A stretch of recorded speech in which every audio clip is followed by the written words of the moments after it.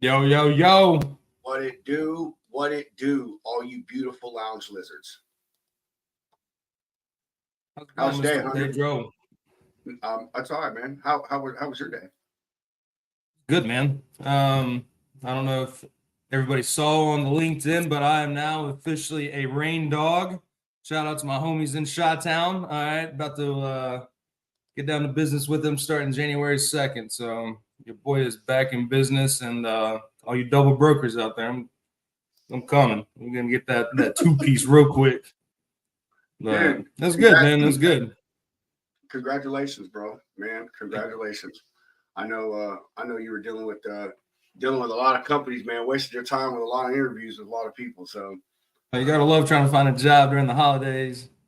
I think you just gotta love trying to find a job at any point in time, like right now, man, in the way the country is. I mean, they say unemployment rates are low and jobs are coming back, but a lot of that stuff was seasonal, and you still hear a lot of people out there who don't have jobs or are underemployed. So congratulations, man. Really happy for you. You just look at it this way. You got what, 3 weeks off of work. I guess. Just trying to be positive about it. So, today we, as the show said, we are going to do a year in review. 2023 has definitely been a very crazy, hectic, hellish time of a roller coaster. John, what's up, brother? I'll send you a link. Cool, we'll do. All right, so oh, jeez, about that. It's been a crazy roller coaster this year. So, we're going to go over how things started, how they went, and, what they're looking like to end with. I'm going to touch on the logistics side of things, and then Hunter is going to do kind of a world review. He found a pretty cool timeline, list everything kind of important that went on this year outside of logistics, and so that will be a cool thing. Y'all just got to bear with me. I'm going to give John a link here so he can jump in, and we'll move right along. Hunter, can you fill like 30 seconds real quick? Yeah. You want to go ahead and jump into our beautiful sponsors? Yes, do that, please. Yep. Cool. Well, as you guys know, Shoreline Capital, you've seen him on the show before. You will see him again. If you need help with anything financially or just need some advice or someone to talk to, Mr. Clint is always there. Which one is it? Oh, Shoreline. There we go. Boom.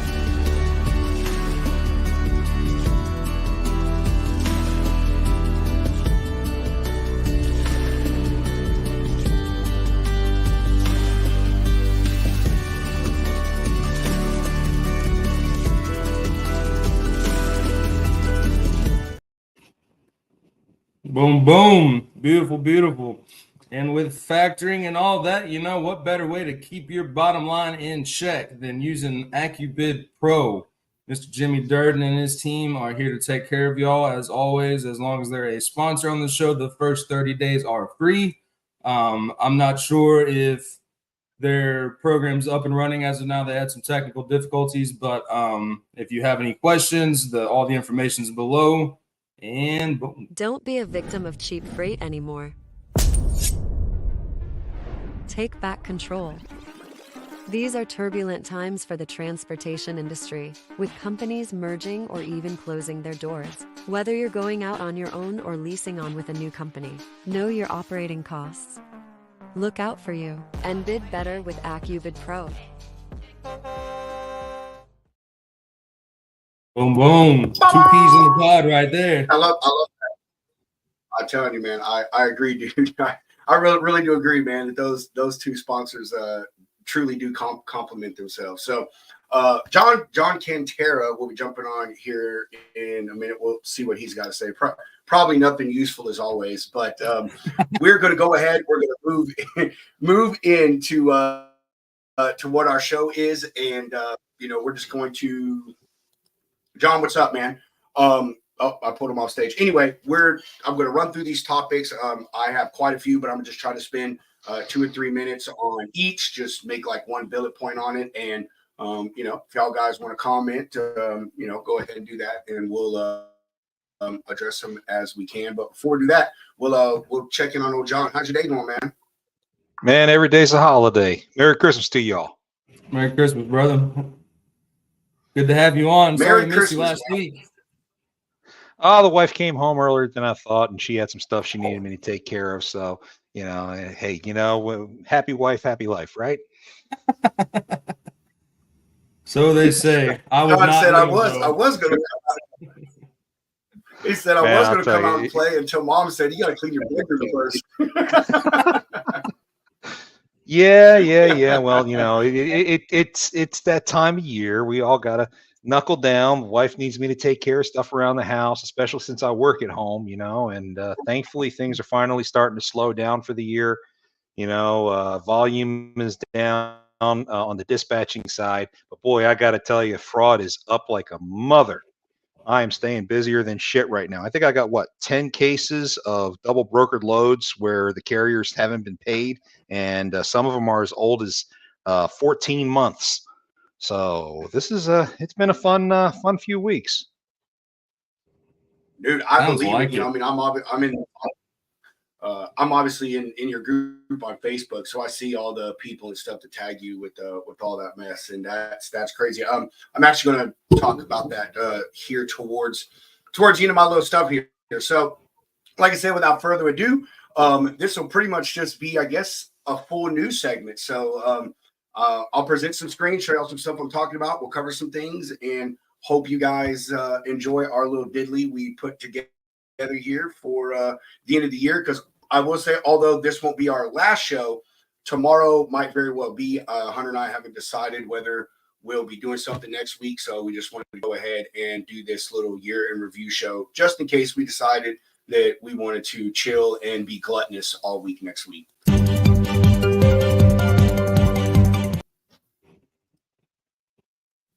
What's the deal here?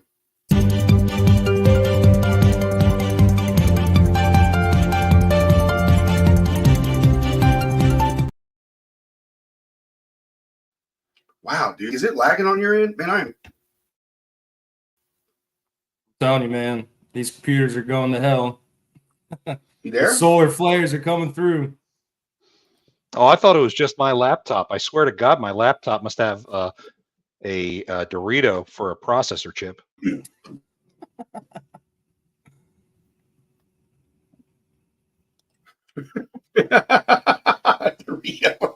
That's funny as hell, man. Oh my God. All right. So first thing I'm going to cover here is, I think, probably the biggest topic everyone talked about a majority of the year, or at least in my opinion, which was I call it the great market reset. 2023 was the first full year coming out of COVID, and if I'll show you these graphs here in a minute, but everyone was riding the highs. Every type of equipment, upper $2 a mile, $3, $4, sometimes into the $5 mile, depending on what region you were in, what type of commodity that you were hauling. But I just, although this is the only place I could really find like data that kind of sort of made sense. Everyone else, their stuff was way off. So I know a lot of people don't agree with that, but still we're going to look at that. As y'all can see, what I say about the Great Reset, last year, these are national averages. So these are, probably plus or minus 10, 20, 30 cents or whatever. But last year, flatbeds, it's in December, they were upper $2 a mile. I was seeing well into $3. John, I think you can agree with that, this is definitely off by 30 cents or so. And now here we are, it's lost, 25, 30% of its value. And 25, 30% doesn't seem like a lot, but when you're only talking about like little bitty dollar amounts like this, that accounts for a lot. You go from $3 a mile to $2.50 or $2.40. So, van rates, they were pretty much similar. Man, that is so slow, bro. Like now it is almost completely worthless.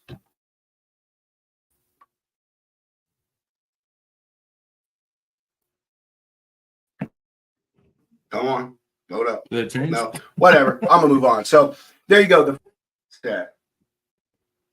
Man, dude, no, I don't know what's going on here. Man, sorry for the technical difficulties. go. I don't know. Maybe I got too much stuff going on here. Point is it's comparable with the van rates. You know, you see that they were, well, they say 240 again.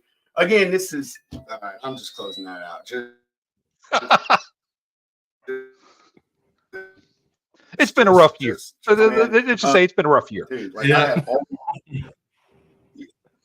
had all this stuff put together, and my stuff's glitching over here, man. Like how freaking crappy is all of that, dude? Oh my god, man. Oh my god. Talk, man. Somebody talk, because I'm on the thing here. So all right. I'll move on. I think I'll move John out of the show. All right. So second big thing this year was the talk about EVs in alternative energy becoming a bigger topic. You know, Tesla, I think, kind of kicked off the year when they rolled out their truck. I'm not going to pull up an article of that. Everybody knows what the Tesla truck looks like. They rolled it out to Pepsi at the beginning of the year, and they continue to talk about throughout the year. Some other ones that did not get a lot of play, though, you know, came from companies like this, the Helion Hypertruck here. This is an EV and a natural gas truck. It is actually powered by an onboard generator that runs off of 20 different fuel types that helps recharge the batteries.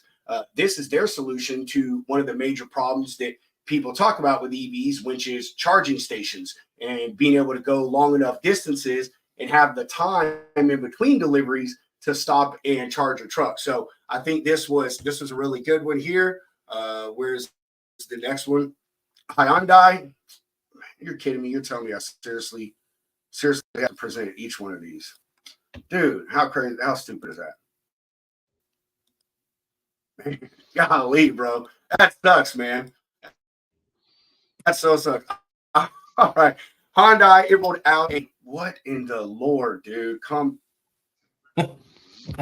John, quit laughing. Man, I know this is like so embarrassing, dude. This is the worst one yet, man. All right, dude. Hyundai Should I just leave? I mean, clearly I'm holding you for up. the U.S. market, although it actually has been in service in Europe and Korea since. See, I can't even hear John. Since 2020, they were able to perfect. Thing is really the direction we need to go in, or liquid natural gas. I know those have their own issues and stuff with them, but really think they're much more viable options than.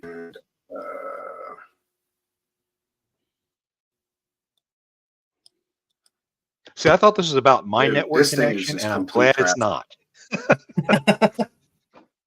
Dude, it's not, bro. I don't know what is going on with my stuff over here, man. Like, seriously, I don't. All right. I'm just going to touch on a few more of these. Another one that rolled out that I thought was real cool was Kenworth's truck here, a source. They actually partnered with Toyota. This one will be ran by hydrogen. They have, they say they really want to, what the crazy, really want to continue to perfect the technology before they fully roll it out. So some other ones that had ones coming out is International. They actually released some Class 6 and 7 trucks, which were our box trucks. They got those rolling out. Those are full EVs. I watched a video on that. They'll get like 200 something miles. Another big one that I thought was really awesome was the Shell Starship, man. I don't know if anyone's seen that one. I'm definitely going to share that because I think out of all of the alternative energy trucks on the road today, man, the Shell truck is probably the best. My thing is lagging so. Got to so keep bad, on dude. pushing through the So lag, very man. bad. Hey, the last 30 seconds have been smooth. Yeah. Dude, I'm just the Shell truck right there. I really do. I think out of all the alternative energy trucks that they're talking about doing, I think this one definitely looks the best. That one's pretty cool. It is pretty cool, isn't it, man? Like I truly freaking like that one, dude. I really do. Man, dude, I am so messed up, Hunter. I had all of this stuff together, man. Spent half my afternoon putting this together, and I ain't even got it. Ain't even got my stuff together when I finally try to roll it out. All right. Anyway, That's logistics, man. man. Hopefully, the That's second part was logistics. better, dude. I'm telling you, I have all of my notes, and everything pulled up, all the screens pulled up, all this stuff, had it all prepared, all laid out, and man, it just is going completely horrible. All right, so next thing I want to talk about that happened this year was the massive amounts of closures and bankruptcies, mergers, layoffs. I mean, that's something that started at the end of 2022 and just moved. I mean, I think earlier this week they announced someone else did some massive layoffs. So some of the mergers and buyouts that have happened this year is part of the year started off where CRST, they bought out a company called BC Transport. JB Hunt, they took over BNSF's brokerage, which they're also huge in the rail industry, and to kind of shrink their business and cut some costs, they decided to sell off their brokerage. UPS acquired MNX Global Logistics, which from what I read, they're kind of a final mile specialized service company that will just allow them to continue to add more services to their customers. Solar Transportation, they are a huge tanker company. They were actually acquired by a convenience store franchise, Maverick, who in the same deal, they acquired another franchise, convenience store franchise called Come and Go. And then one of the biggest ones was the Knight and US Express acquisition or merger, however you want to say it, buyout. And finally, when BP acquired TA, some pretty big things happened. Those are only just a few. The list is just massive. Like I couldn't even list them all. Moving on to bankruptcies. Yellow, I think that is definitely the biggest one of the year. It got the most traffic, the most talked about. I mean, it's still being talked about. I actually saw an article out, I don't know, 2 days ago where they came out with the final numbers and names of the people who bought those terminals, which, we talked about a few weeks ago, the people that were in the running for those right there. Convoy, who they seem to shutter their doors overnight. I mean, the first thing kind of anybody really heard is their customers woke up one morning and there was an email saying, "We don't know what to tell you about your freight, man. You gotta figure it the hell out, but don't email or call." So, we're sorry. And even then, like, even though that, I know, like, my bad. See what happened was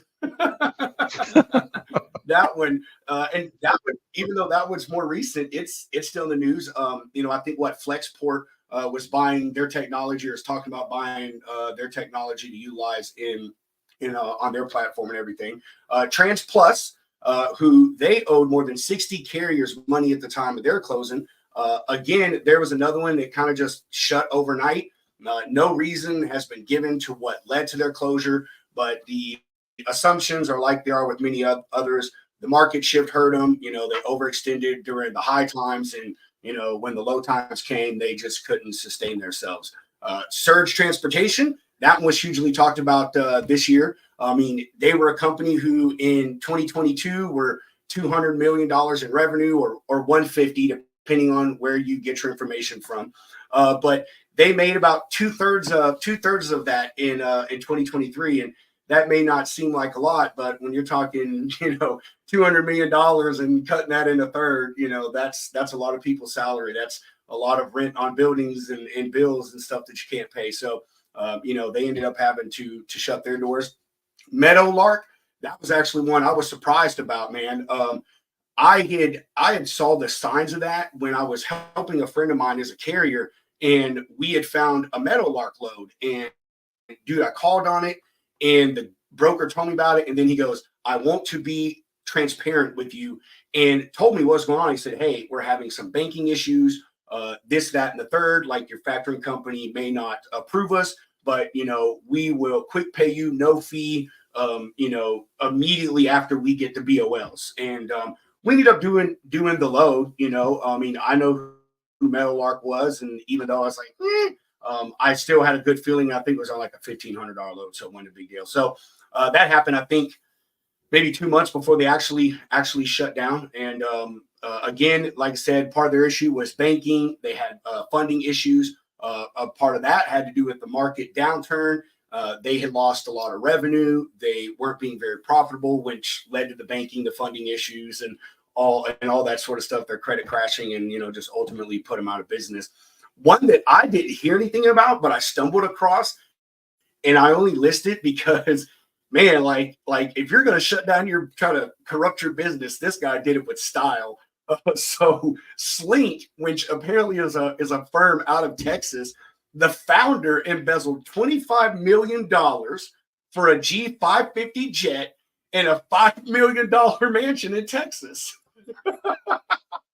I'm like, oh, I mean, hey, at least you can't blame the market for that one, man. And finally, one of the ones that they were also more recent was SEL. They shut down here 2 months ago.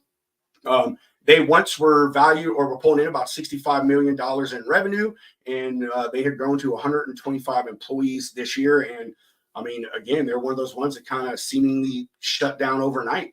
I mean, they were up and doing their thing, had tons of ads and stuff going, or promotion going on LinkedIn about, we're hiring and all this. And next thing you hear is, or you see, is an article, I think it was in FreightWaves or Commercial Carrier Journal, that they were going out of business after, starting a company and running it for around 2 decades.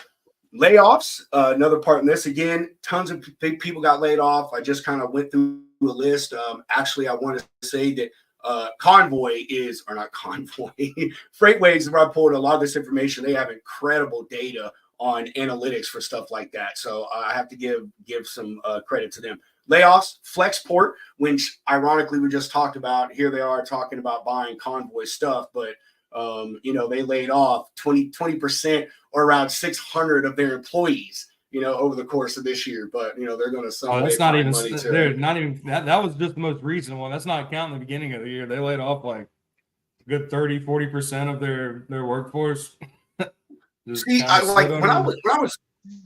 when I was reading the articles, man, I was confused on it, because like the way they're talking is it was that they had laid off 20% over the year, and then it was worded differently. I was like, and I thought same thing. I was like, man, I thought they had done 2 layoffs this year, and that's why like it was really such a big deal. You know what I mean? It's because they had done so many layoffs. So I thought so too, man. But anyway, it's either 70% or I mentioned this. What? I was about to say it's either 70% or they sound? rehired. But can you not hear me? No, I can hear you now. Sorry. I can hear you. It just lagged. I was saying, yeah, so either they laid off 70% Ryder, of their I workforce. talked about this one because this was actually close to home. But all right, I heard you. I heard you, but it kind of lagged. Either way, Ryder laid off 800 employees here in Texas. That's only a small portion of their workforce, but it was across just one specific contract. 800 drivers is a lot of damn drivers from one little area, one contract. So Uber Freight, they were next one. They laid off approximately 3% of their total workforce.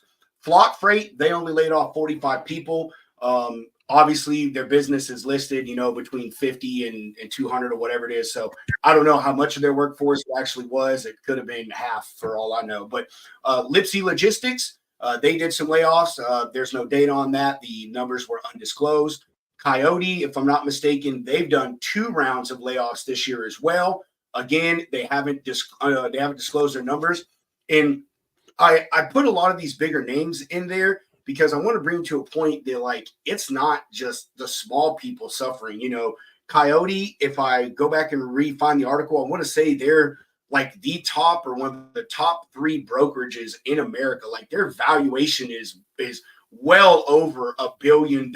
So, I mean, that's crazy. You know what I mean? That a company who holds contracts with UPS and US Mail and all these other things, they're having massive problems as well. So yeah, Coyote, again, undisclosed numbers. I've never heard of this company. Maybe you guys have, but it's called Freightos. the word freight and then OS, kind of like Cheetos. Yep. I've never heard of them, but they apparently had some traction in the news. They laid off 13% of their workforce.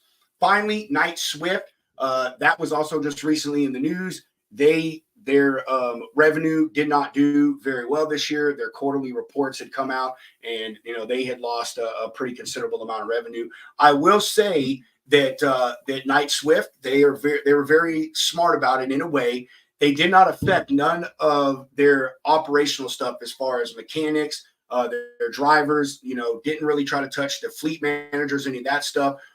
They really did a lot of the back office things. It listed things like HR, some people in accounting, those type of things. So although folks did lose their jobs, I got to give it to Swift, John. I think you could agree that at least they see the value in the driver and it's like, hey, the only way we're going to make money and get this revenue is by keeping a strong driver force, So again, I thought that was a pretty cool deal. Last of all, I'm going to talk about is the several FMCSA and DOT little rulings or news, whatever you want to say. First one, which we're actually going to have a guest on tomorrow that's going to talk about this with us, but funding for parking. That has been a major issue across the industry for, as long as I can remember. The federal government finally has gotten involved. Some political people have putting some push behind it, and they came out with some funding, $100 some odd million.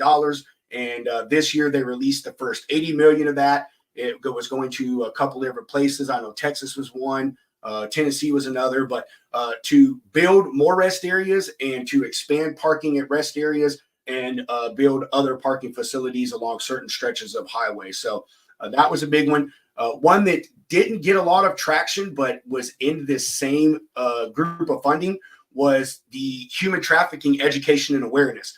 I bring that up because, again, right now, that is something that is major in the trucking industry. It has been for a long time. I'm not saying they just now started smuggling people, but just think over the last year or two, the amount of stories you've heard about truckloads of immigrants dying or almost dying, or these people being brought over here in the belly of semi-trailers, surrounded by hazardous materials and stuff. So I'm really glad that is something that the FMCSA, DOT, just the transportation department period is taking seriously. Again, obviously a very, very major issue. One that again, I don't hear a lot of people talking about, though, the ELD providers that have been put out of business. Dude, there's been a total of 10. That doesn't sound like a lot, but that's quite a lot. Like, I think there's only like maybe 40 or so actual ELD providers in the country or whatever. So, that's a quarter of ELD providers that were put on a restricted list from DOT. And I had a list, but I lost the article. So, like I said, there was 10 of them, and DOT had gave people I think it was 60 hours or something like that to switch over or use paper logs for the rest of the week or whatever. And that's one that I bring up because hours of service are a huge thing, and ELDs and being able to compromise them and them not reporting data properly. I've seen stories about that where ELD services, they're not saving data for drivers' past logs. The logs are not uploading properly to their systems. And of course, when they get DOT audits or even maybe a roadside inspection, some of this stuff can't be presented, and a company gets fined and could be possibly put out of service for a certain amount of time. So, and that is the whole reason that DOT put these ELD providers on a blacklist was simply for non-compliance. They were not meeting the standards for recording hours of service and being a business that deals with hours of service. And so DOT and FMCSA said, nope, that's the end of it. Broker transparency fight, that's one that has been going on for a while, but a big kick in it just came out a few weeks ago. They're trying to push through a bill, which John will for sure be able to talk about this. I know he may want to touch on it. That's totally awesome, bro. You want to just chime in, but The rule's been out there for a while that, you can go back to a broker and say, hey, I want the transaction records, between you and the shipper and me, what you were paid, what I was paid, so forth, so on. But a lot of brokerages, including, LQT and some other ones, have put verbiage in their rate cons or their broker carrier agreements stating that you, I Waive the forego, I right guess. for I it. can't remember the actual legal term, but they waive your right. Thank you. I was going to say forego your right to get with the broker and say, hey, I want this data, please give it to me. So, yeah, there's a big push for that. We'll see how that goes. Again, the rule's already there. I mean, I think maybe just the goal is trying to find a way to enforce it more That's exactly and, right. find a way to, I guess you could say, It's punish. all about enforcement. It's all about enforcement, and the association has been very strong in trying to deal with this. It's probably one of our key political platforms. The rule in question is 49 CFR 371.3, which talks about the records that brokers are required to keep. And subparagraph C is the one that requires brokers to provide that information to any party to the transaction, should it be asked.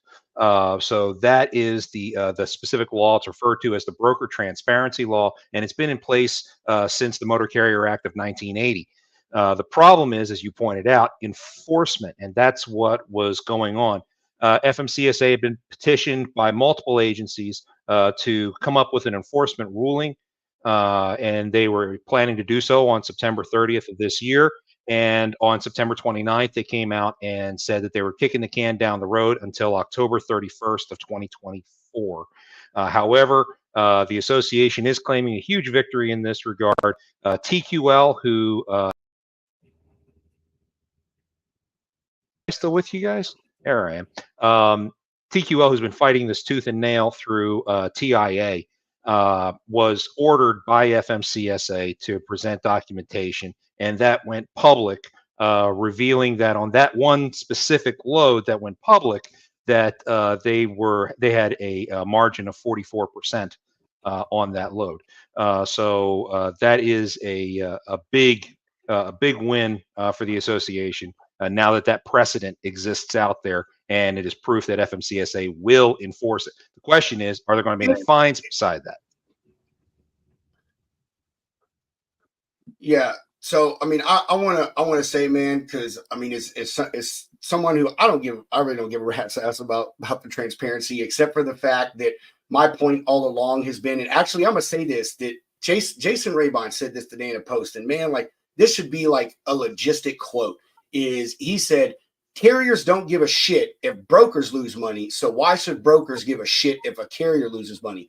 I'm not saying that to fight with you. I'm saying that to say this, that I know how most carriers are going to be, and this is the way it's going to be. They find out that I make $200 in that load. The next time they do that load for me, they're going to want $150 more on the rate, because again, to them, it's all about you, and understand that you're a business owner, bro. I get that. We're business owners in this, too. So that's my problem. It's like, dude, I'm all great for the transparency, but where's the safety net for us too? You want a safety net for you, and that trying to find that balance is really where we're at. The association through their analytics, and I'm sure there's some wiggle room here. The general thought process is 15%. 15% is considered a reasonable margin on the broker side. And the whole idea is that, one, you got a reason for being in this industry, just as much as dispatchers and drivers and shippers. We're all an important part of this industry, and we play an important role. The question is how much of that cost is borne by what side? The perception is that brokers don't have a great deal of overhead, whereas a carrier has to pay for the fuel and the insurance and all that other happy fun stuff. That's really where this fight starts coming in. Yeah, but 15% is what the association tags as a happy medium for everyone across the board. Again, that's just a thought. I think that could be I think that could be a happy medium. I actually heard someone talk about it, and I wish I could remember where. Maybe it was a post, but they had mentioned a sliding scale, kind of like company driver pay. If the load is between this amount, it's a 20% margin. If it's this amount to this amount, it's a 18%, and the scale goes up, obviously the larger the load gets, because even as a broker, if you're saying, oh, I need to tack on 20% to the customer for a $6,500 load, that customer is going to hang up on you and put you on the do not call list. So, and we recognize that. We recognize that. What it's more about is about fairness, because there are small and medium-sized brokers who are happy to share that information, whereas it's the large megas who try to keep that as secret as possible. And what we're trying to do is we want to expose the ones who do not want to adhere to it, or who post outrageous levels when it comes to their numbers, and get their customers to shift away from them to the ones who are okay with transparency, to the ones who do show that they're doing 10, 15, 20%. And that shows that not only are these brokers not coming after the carriers, but they're also not going after their customers too. The big fear is that TQL is not just sticking it to the carriers with the low rates, but they're also sticking it to the customers by raising rates on them every week for this, that, and the other. And all that money goes right back into TQL's pocket. I agree. And so we can move on, because I don't want to get stuck too much on this. I'll make my last point is, wow, just freaking left, dude. Just left. Nope, left again. Don't know what to tell you. All right, moving on from the broker transparency. Right, man. Hey, dude, brain injury, bro. Like I told you, it just freaking comes and goes, man. I do want to go back to the ELD thing, because I actually found that article just so I can list the ones that have been put on the do not use list. So that way, if you currently are still using them, that you can go and get yourself switched. As you can see, it is ELD to go, ELD for trucking, ELOG, or actually ELOG is what I assume it is, 365, Golden ELD, Power Trucks, Straight or Steer Right, Truck X, TST1, and World Trucking. So I mentioned that a few minutes ago about the 10 that they put on the list. So there it is. Like I said, if you're using one of those, make sure that you go and either put yourself on paper logs for the time being, and then immediately get yourself a new ELD. And the last thing I'm going to talk about that was a big one in the FMCSA news was the final clarification on dispatching. Now, I know there still hasn't been a law for it, and it's not like they made a complete, they took it to the 10-yard line, you know what I mean? And they're just kind of sitting there trying to figure out what the next play is. But that one to me was a big deal. I know it was to a lot of other people, especially brokers, because we did, man. Like this is a huge deal with brokers right now. In my Facebook group, I have completely stopped taking in dispatchers. Again, sorry, nothing against you, but it's just too much, Oh, hey, I got this load. I can do this. I can do that. Lots of scam, lots of fraud, crossing the line with being a broker, which I know maybe carriers don't care to some point, but you got to think about it this way. As much as you may hate a broker, at least I've got legal things in place to protect me and you in some senses. You know what I mean? Like, I have a license to do this. I have insurance as a broker. I have to have all the same insurance that you as a carrier has to have, plus like 3 to 5 fucking more. So, point is I think carriers should even care about that too. When you deal with these brokers and they're trying to pander you freight from shippers and all that, because it seems like a good deal. But one of those things, now that it's come to the limelight, you don't want to be the one to get caught up in it. And you know how it is. It's always the smaller operations that are, for some reason, the ones that seem to get looked at and get caught up. So I bring this little thing up here because it let me get to where to scroll. They came out with a bunch of rules, I'd say rules, clarifications on it. This is on federalregister.gov, and you just look up definitions of a broker and dispatcher, and it'll list all of these. But it talks about that the dispatch service has to be in a written contractual relationship with the motor carrier. It also states that they have to be in compliance with all state licensing requirements. A lot of these dispatchers, they don't set up full LLCs. They don't get licenses or insurance. They don't get certain licenses to operate as a business, or maybe they have licenses for certain businesses like dispatching services in their state. So, you know, a lot of them, they skirt the legalities. It again, right here says that a dispatch service must go through a broker to arrange for transportation of shippers for the motor carrier, and they cannot seek or solicit shippers for freight.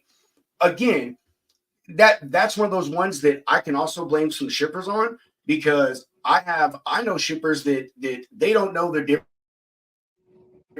difference between a dispatcher and a broker. To them, it's just someone who has a truck. You know what I mean? Like, they got freight to move and says, hey, I got a truck in your area all, you know, every week or every day. And that's all the shipper cares about. What the exact legalities of that would be of a dispatcher approaching them, I don't know. But regardless, you know, there's another one of the rules. It even goes into talking about billing and how they accept compensation. It talks about transparency from the dispatcher to the carrier in this about rates. You know, big thing with dispatchers, again, why there's a lot of hate out there, is they're somehow finagling these rate cons and taking their fee plus, you know, like a 10% broker fee, you know what I mean? Off of the rate con again. So the thing is pretty lengthy. Federalregister.gov. Go and just go search definitions of a broker versus a dispatcher, and it'll bring that up. You can go look at it. So yeah, If there I you can go. jump in on this really particular one. Start to that, but I mean, you know, I fight double brokers, but one of the reasons that got me into this was dispatching. I am a contract dispatcher. I'm one of those people that those laws or those rules pertain to. And when they came out, of course, dispatchers like myself, we of course went into a panic. But one of the great things is that, at least for my dispatch service, we're already in full compliance with all those rules and have been before those rules ever came out. What you're seeing is a lot of fly-by-night dispatchers who are trying to make an extra buck, or otherwise maybe they have their own carrier authority, and then they're using their carrier authority to illegally broker loads to younger carriers that they support as a dispatcher.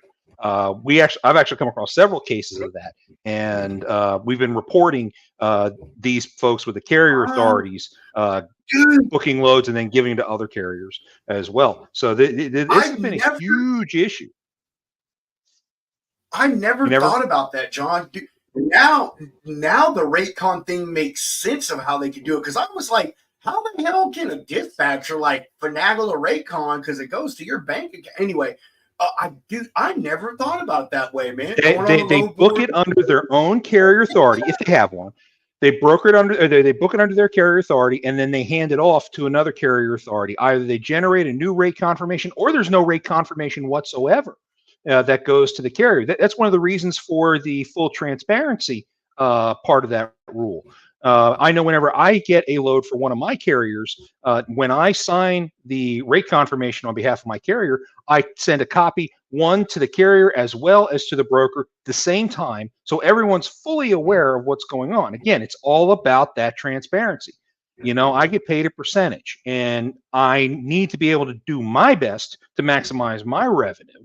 You know, so I had better do the best that I absolutely can for my carrier if I really want to make money. You know, so it's all about doing it the right way. And they're really trying to target the international community, because the international community is the one who really does not follow those rules to really any extent whatsoever. The other part of that is allocation of cargo. Allocation of cargo is one of the rules that they point out there. You can't allocate freight between two different carriers. That you need a broker authority for. I'll be perfectly honest, what I see this turning into before it's all over and done with is a new authority system specifically for dispatchers.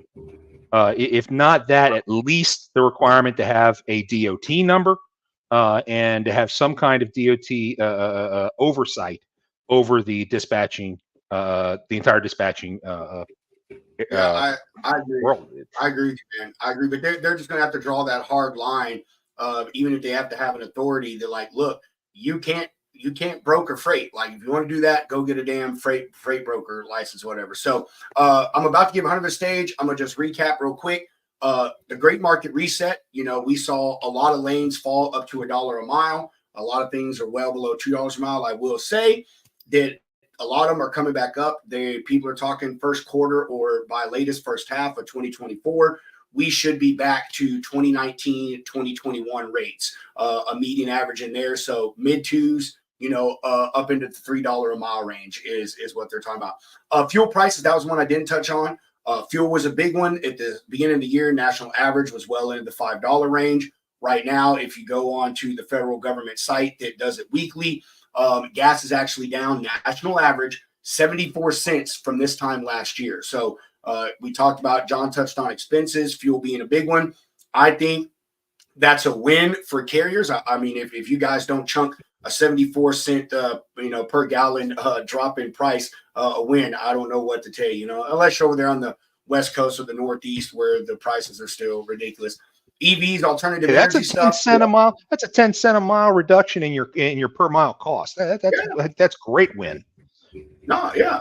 But I mean, a lot of them out there, man, are still, saying, oh, fuel. And I'm like, man, it's like, yeah, it sucks, but it hasn't been this low in a long years. I mean, all through COVID, dude, it was $5, $6, $7 a gallon, man. So anyway, alternative energy really is a huge thing, period, across the world for vehicles, the whole EV deal, which I'm completely against in any sense. But a lot of companies rolled out some great stuff involving natural gas, hybrid vehicles that have a mixture of EV. To recap, Helion, they brought out one. Hyundai brought out one. Internationals brought out some. Shell, Kenworth, and Toyota, and I think Peterbilt also has one in the works right now.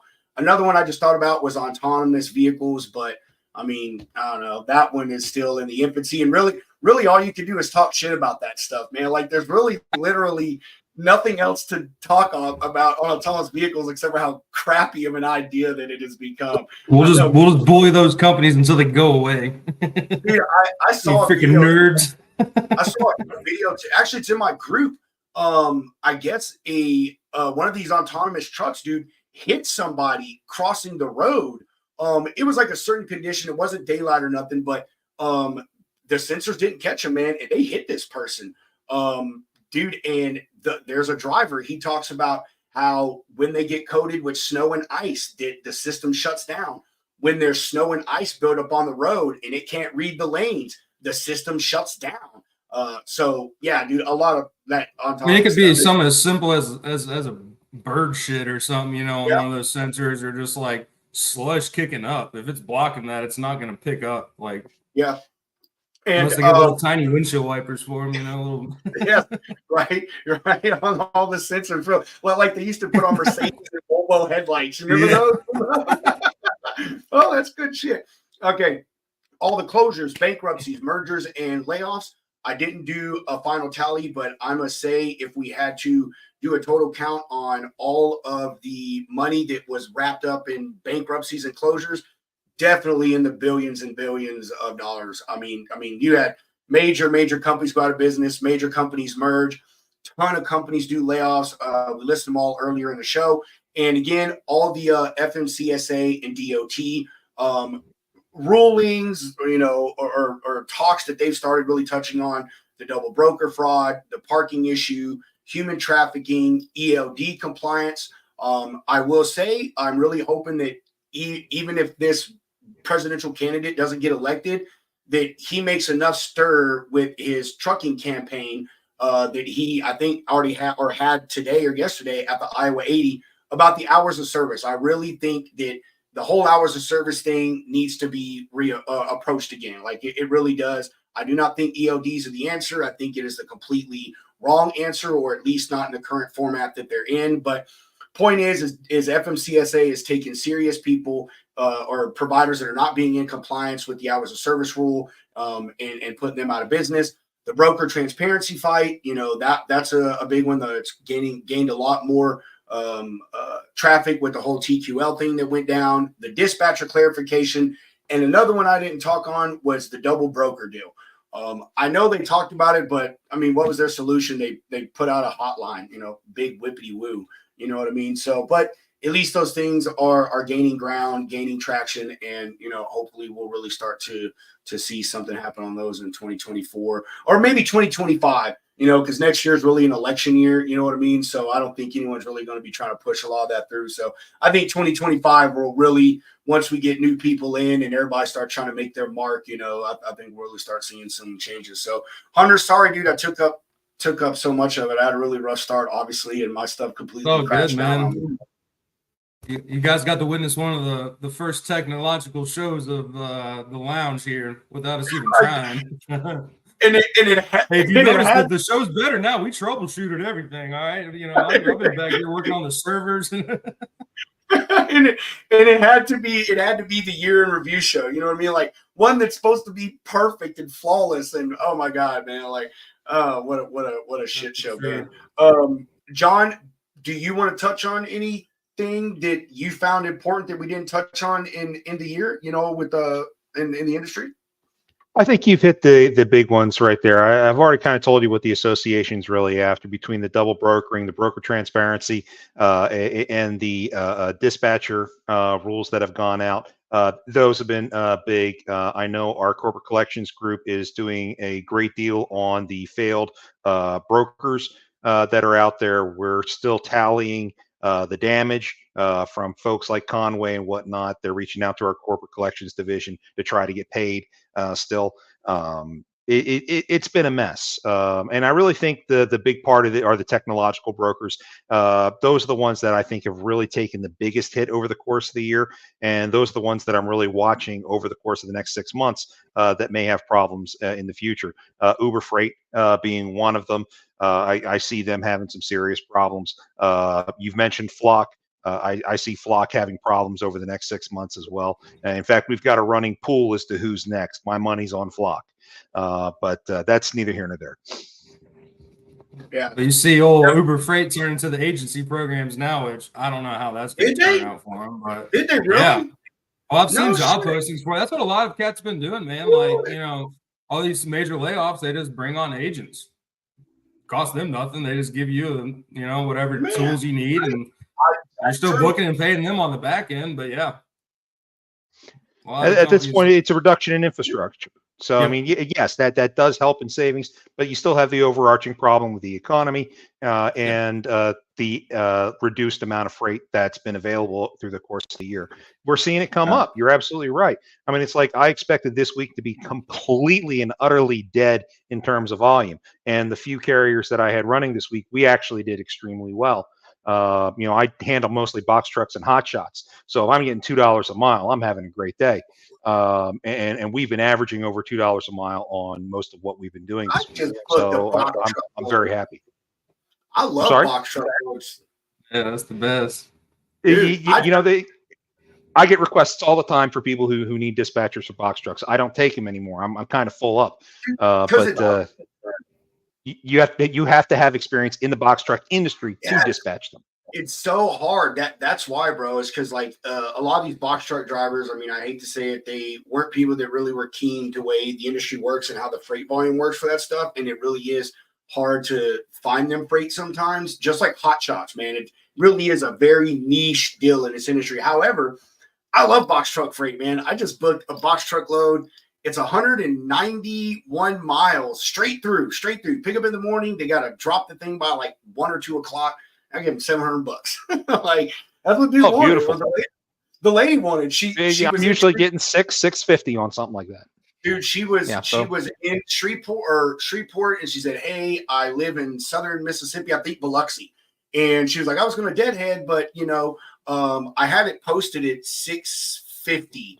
Because it's like it's half a box truck. It's like 3,000 pounds of plants. But she said, "Hey, could you give me 7 and I'll be there sitting at their gate and I'll have it dropped off by 1 or 2." Fuck yeah, sold. $700. Send to you right now. So I love box, dude. And I'll say, I paid $150 off that, dude. You know what I mean? It's like that was a good deal for me. You know what I'm saying? So making a note, your percentage is. I'm sorry, dude. Hey, like I've said before, man. Like I said before, dude. Yeah, like I told you, I posted it at $650, but I knew it wasn't going to get a truck for that. Like I'm smart. I know how this works. Like all carriers are going to negotiate. So I'm a Sure. smart salesman, just like you're a smart buyer. I put my stuff a little low. I know you're going to negotiate to here. We're going to meet in the middle. I'll make my 100, 200, 300. You'll make your 3, 4, 5 grand, whatever. And everybody walks away happy. So Exactly. No, that's exactly right. That's how it should work. So, I'm honest, man. I'm one of those brokers when I tell you, look, dude, I got $715 in this. Like, I mean, give me a $70 win. Like, that's for real. I'm serious as a heart attack. I'll send you the rate con. You're a tender. You want to see it? Like, I ain't got no reason to lie to you on a $50 margin. Okay. Like, I win nothing on that. Like, dude, arguing with you over $100. 49 CFR 371.3 when you write your letters to Pedro wanting to see his documentation. I've done business with a lot of people in that are carriers, man, and every one of them can tell you, dude, that I've been complete transparent with them, more so with them because they're my friends. But you know, I said, man, I mean, I love to make $500 wins. I have them every now and then. I had one this week on a 2-stop or a 3-stop load, but that's just because, you know, like I routed it right and I did the rate accordingly. And the carrier said, this is what I want. And I didn't argue with them. So, you know, but you and I talked about this the first time I was on with you guys. And it's absolutely right that you're going to have days where you have good wins and you're going to have days where you might take a loss. And that's part of the industry, you know, and it goes that way for carriers, and carriers know that. Carriers understand that. As long as you're reasonable, that is where it all marries up. Be reasonable. Yeah. It's just there are too many brokers out there who are not reasonable. No, they're not, man. But it's because they Hunter, I haven't forgot. I figured I'm just going to top this off at the hour and then give you the other one and do a commercial. Right, good, man. Mine only takes a couple seconds. I know, dude. I know Hunter has his all pretty, but he's visually plagiarizing. So I'm cheating. Anyway, I'm using a website. It's the reason is, John, is because a lot of these brokers or broker agents, whatever, they've been trained by people who have been trained by other people and by a long line of other people that don't know this industry. They came out of this from working at Circuit City, you know, or Best Buy or whatever. They unloaded a few trucks and heard about a driver talking about it, a broker or their buddy, and they got into the industry mainly by accident, you know, and then they stay in it. And a majority of that comes from a lot of these larger brokers, and it trickles down. And this is why I say that Hunter is an example, not in the bad way, but just follow me here. Just hold on, listen. A lot of brokers, new agents, they start out with these big companies, you know what I mean? Because they hire on the people with no talent, no experience, because they can train them their way. Most of those people do not stay with those larger brokerages. They see, man, they screw me over. They mess me on my percentages. I mean, I think there was an article out about that. Some broker getting screwed out of like thousands of dollars over the course of a few months over with a big company. My point is maybe it was them. Maybe it was, bro. I don't know. I had glanced across it and I forgot to say the article. Stupid on my part. But either way, dude, and then they go to other agencies and they take that bullshit with them. You know what I mean? And they get to the other agency, and it's not like they get there and they change the whole agency. You know, that agency have the same thing. And that's some guy that walked away from another place, opened up his brokerage, and it's the same bullshit over and over again. There's not a lot like me, and I'm not trying to pump myself up, but I mean, I am. Like I said, I've been in every part of this industry, and that was my goal getting into it, man. Like, you know, I mean, I literally worked my way up from a no experienced driver to being a broker, and I got degrees in education and stuff. And a lot of brokers, they don't have that. Hunter's an example. He has an education in logistics too. He didn't just walk in this all willy-nilly. Like, he went to school, learned how the operation works, and then applied that shit to this. He just didn't learn from some idiot who bought a $300 training course. That's really what it is, man. So yeah, that's the problem, John. I know you can agree with that, man. You know, it is. It's all this new crowd, man.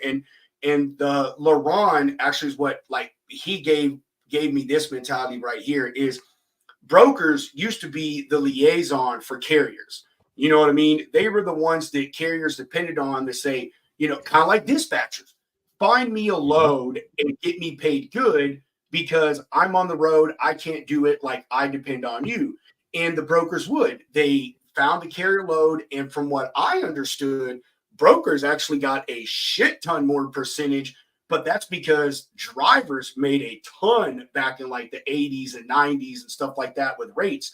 But dude, around the 2000s, man, or late 2000s and such, they started moving over to the more customer shipper focused type of deal. And it kind of switched sides, man. You know what I mean? And it did. And it moved to, man, let's screw the carrier. Let's do everything for the shipper. And in a way, it makes sense, because without the shipper, you, as a broker, you don't have freight to move and give to carriers. But it's that catch-22, man. Without the carrier, you don't have the person to move the freight for the shipper that's going to give you money. So I just try to be a median, and I think that's a big deal. A lot of brokers is what the industry really saw in that transition was how much of a greater support brokers were for the shippers rather than supporting the drivers, and that's really what drove the evolution of what you have today as dispatchers. So again, we're all basically bona fide agents for the other side, and it's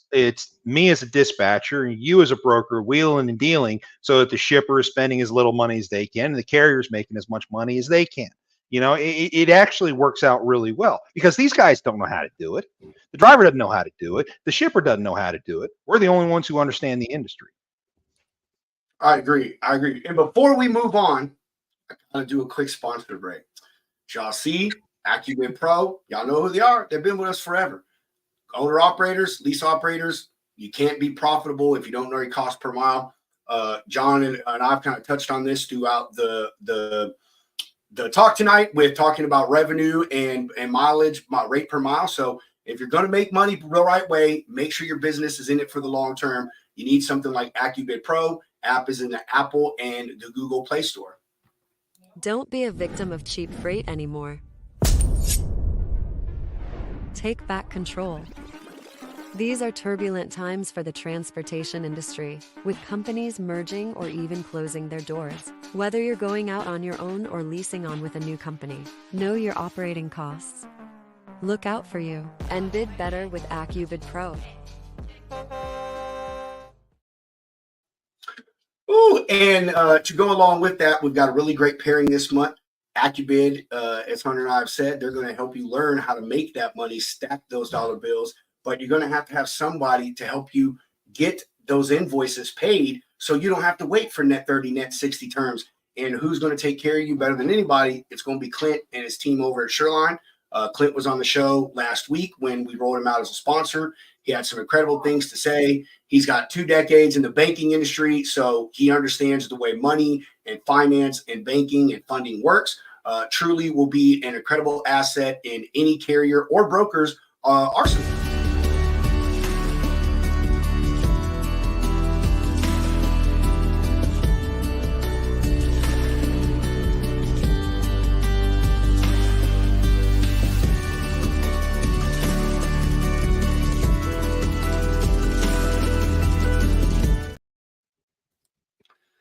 And I'll get to Matt's comment here. Matt, appreciate you watching. That is our boy. Hey, Matt Dahl, you got competition, bro, for our #1 fan.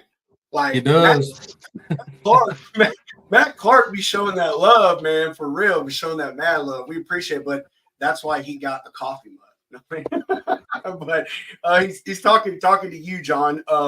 Matt, John is with the National Owner Operators Association, man. Dude is freaking super knowledgeable, and man, just attacks all kinds of problems in this industry, man, specifically the fraud stuff. So you're on LinkedIn, aren't you, John?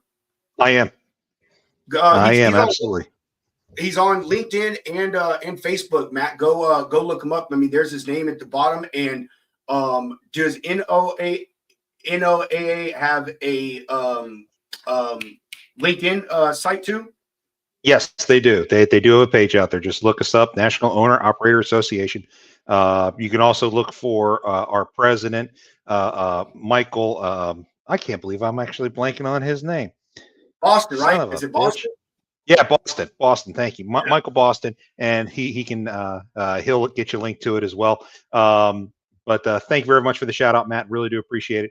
One of the big things that I do want to point out that I had this year, probably the biggest success I've had, was we helped a broker discover. Yeah, we helped the broker discover that they were dealing with a scammed load. A carrier had their authority pirated off of Safer. I put a big post out there on Reddit, and this broker saw it, called me about 10 minutes after I made the post. We were able to track a cargo of copper that originated out of Ohio. It was supposed to go to North Carolina, and it wound up in California. We were able to locate it in California. We figured out where it went to. Authorities were sent to the location.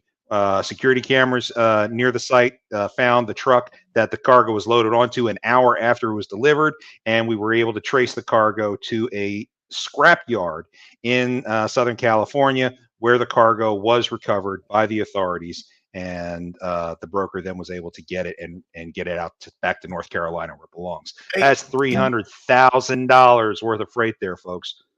That's insane. John, I didn't know you were a LinkedIn man. You're going to have to hook me up with some of the pages or the subreddits. Hey, I'll get it out. What's the value of that load, John? Do you know? 300,000. I believe it, bro. A load of copper. Ooh, man. 48,000 pounds of copper. I think the scrap value was 298 or something stupid like that. Bro, what, I've been taking that over to an ammunition manufacturer. Like, hey, how much I want to buy some copper? Put it in some of the rounds with that brand. Shoot, buddy. man, I'd be in the mountains building some stills. You know. I know that's right, man. Hey, John, this one's for you, Matt. Matt was on our show, dude. He is like the guru in like GPS devices and tracking, man. I mean, guy came on with an incredible PowerPoint and just like talked about it. We brought him on because, you know, tracking is huge on the broker side, but all of it revolves around cell phones, and it's crap. And now here's an example. The box truck load, or the other box truck load I booked today, was also in Louisiana.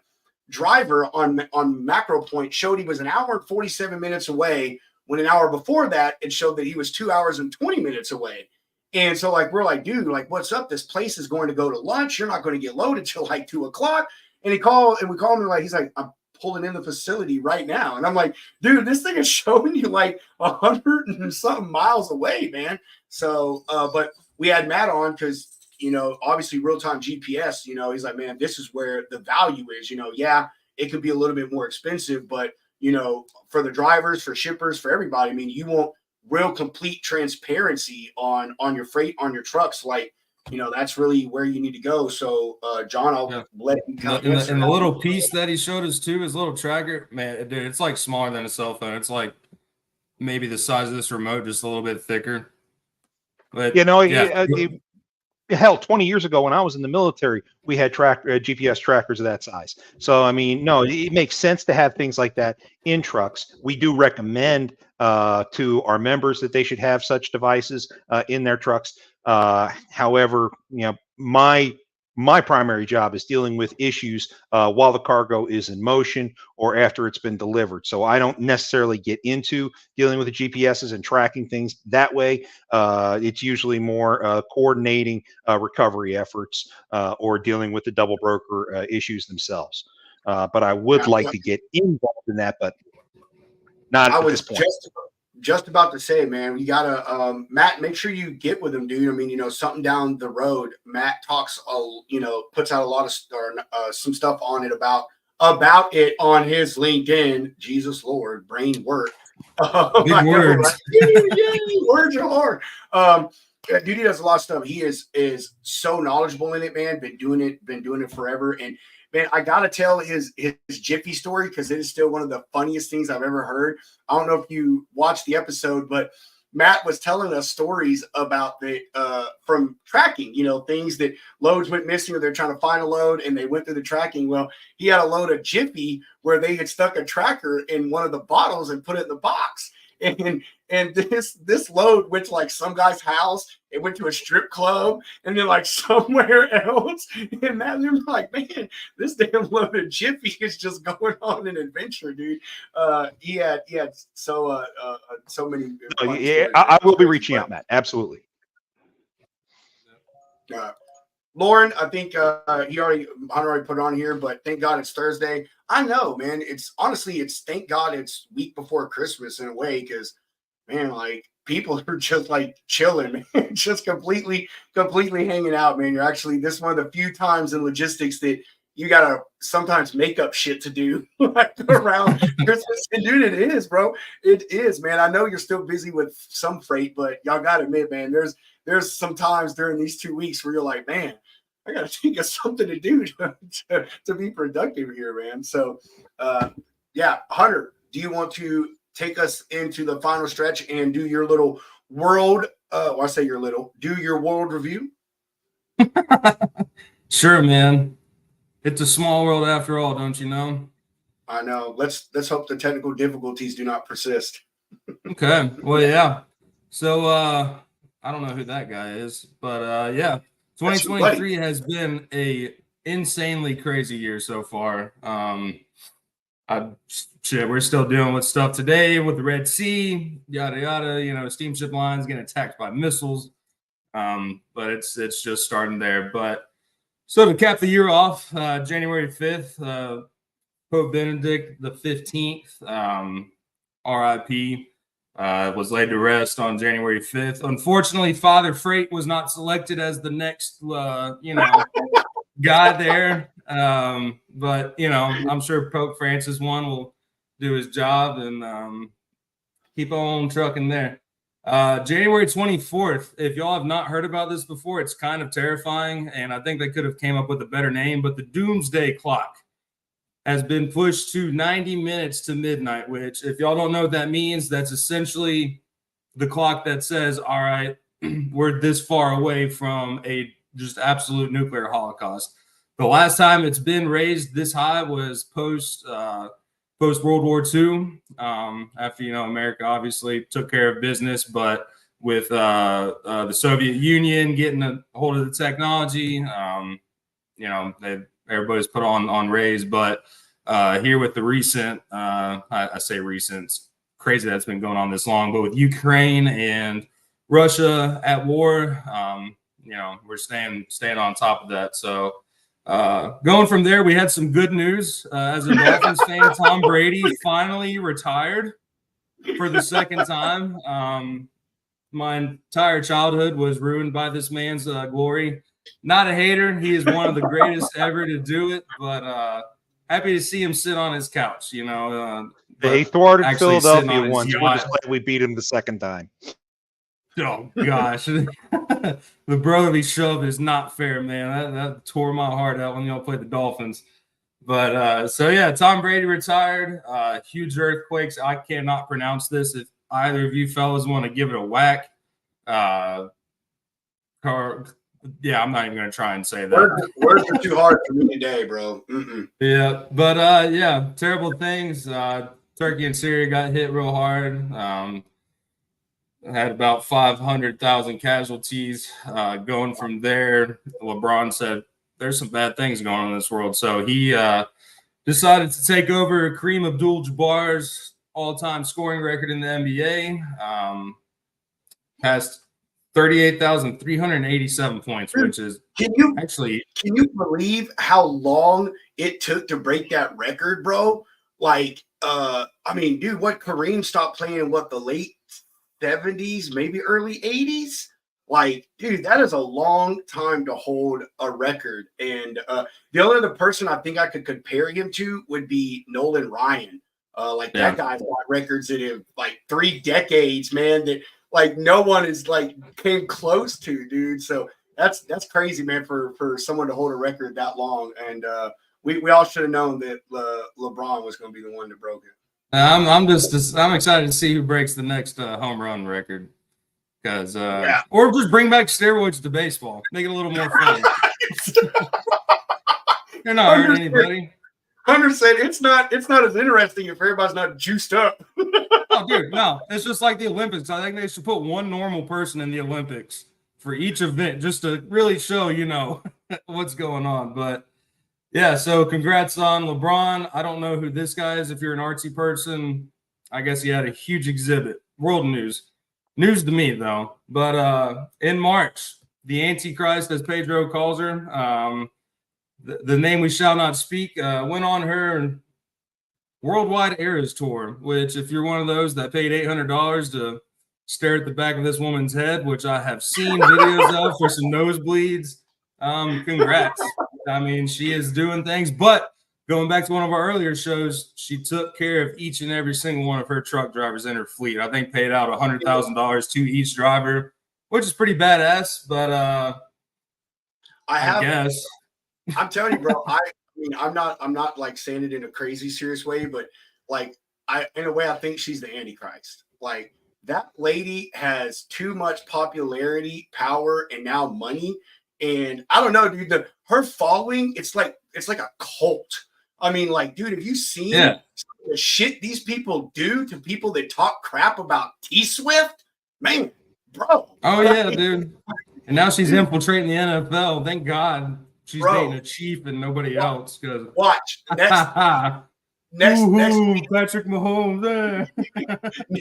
next week, she's going to buy an NFL team. That's her next step, bro. I'm telling you, like, oh, God.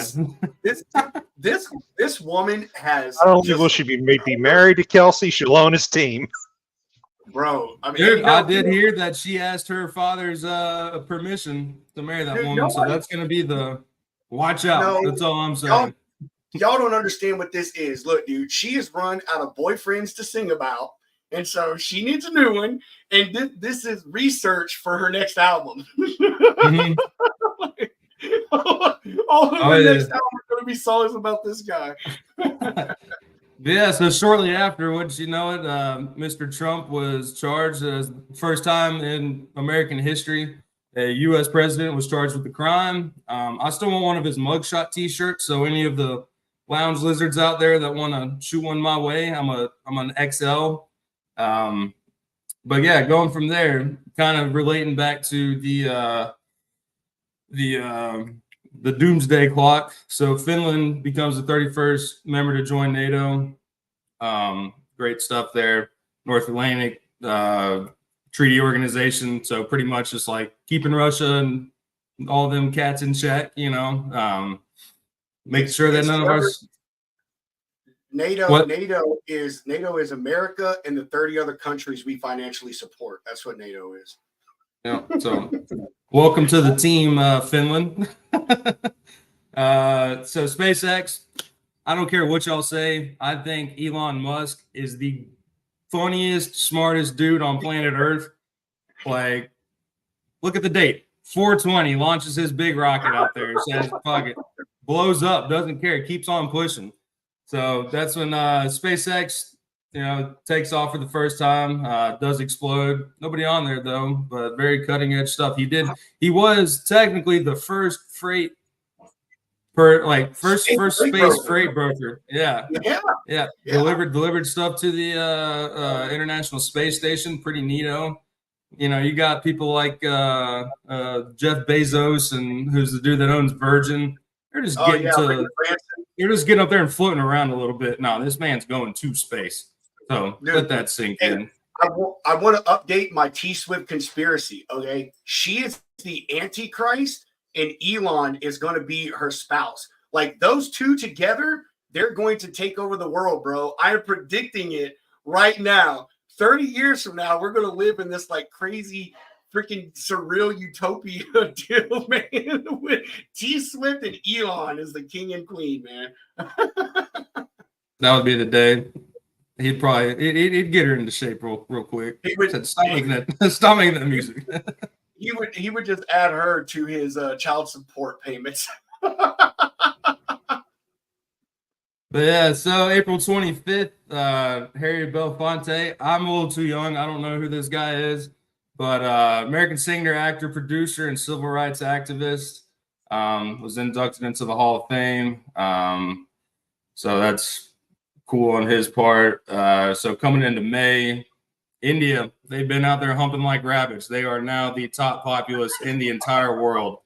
Okay, I'll give it to India. They had a hell of a year. We'll get into them a little bit later, but let's see how many people here. Let's see, in millions. So yeah, they're well into the billions once again. which is insane to me. Yeah, dude, I'm not good at. Well, what does this even mean? But new vaccine, don't care about that. British coronation. This one I am putting a bet out for. So King Charles III was crowned after the unfortunate death of Queen Elizabeth II. I am giving it a 3-year over-under to when the new prince is in coronation. I forget his name. He was kind of famous last year. I don't know. He was married to that movie star. I don't know. I'm not a monarch type guy, not my favorite. But so he was inducted May 6th. Tina Turner, this one hurts. May 24th, she passed away. If you don't know her, go check her out. Where have you been living? And I will. That's what I'm. You don't know Tina Turner, man. You have problems in your life. Yeah, straight up. But yeah, absolute icon of our lifetime.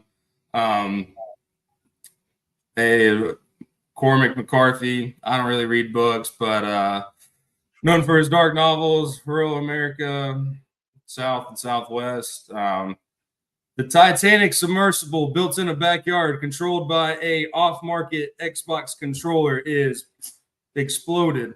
That was unfortunate. However, I don't know. If I had millions of dollars, I might not have been on there. Probably would have hired James Cameron or someone, with a little more reputation on those sides of things. Someone brought this up about that, Hunter. I found it on a Reddit stream. I'm not on Reddit, but was just like looking through articles about it, and someone had mentioned they're like, the combined worth of all the people on that submarine.